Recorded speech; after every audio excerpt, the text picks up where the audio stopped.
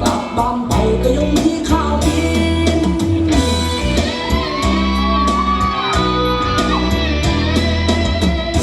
เกิดแบบไหนก็อยู่แบบนั้นไม่ต้องไปฝันจะเป็นแบบไหน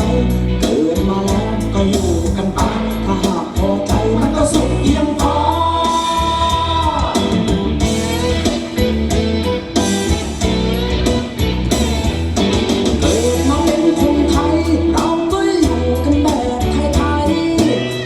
ที่ถอยอาศัยใจถึงใจมันก็ไม่หนักหนา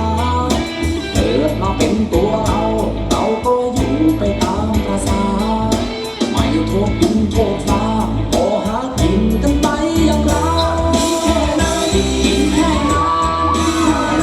ใช้เท่านั้นจะเป็นอย่างเขาจะเป็นอย่างใครพอใจมันก็สุขเหมือนกัน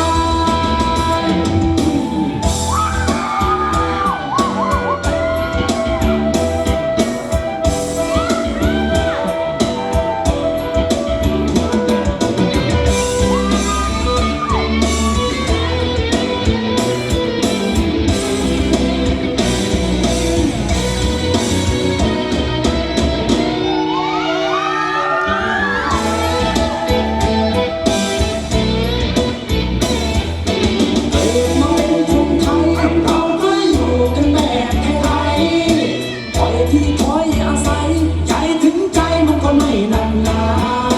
เกิดมาเป็นตัวเราก็อยู่ไปตามประสาไม่โทษดินโทษฟ้าพอหากินกันไปอย่างเรา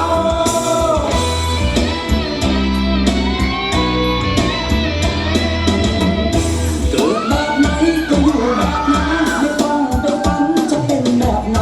เกิดมาแล้วก็อยู่กันไปถ้าหากพอใจมันก็สุขเพียงพอเกิดแบบไหนก็อยู่แบบนั้นไม่ต้องไปฝันจะเป็นแบบไหนเกิดมาแล้วก็อยู่กันไปถ้าหากพอใจมันก็สุขเพียงพอ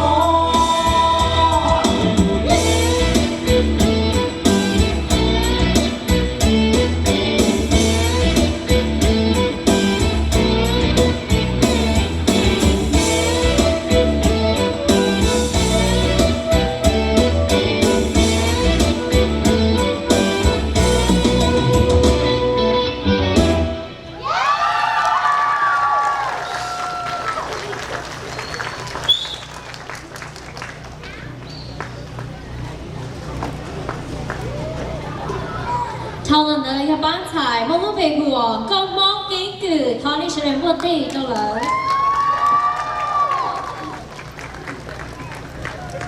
Judges, you have 2 minutes to give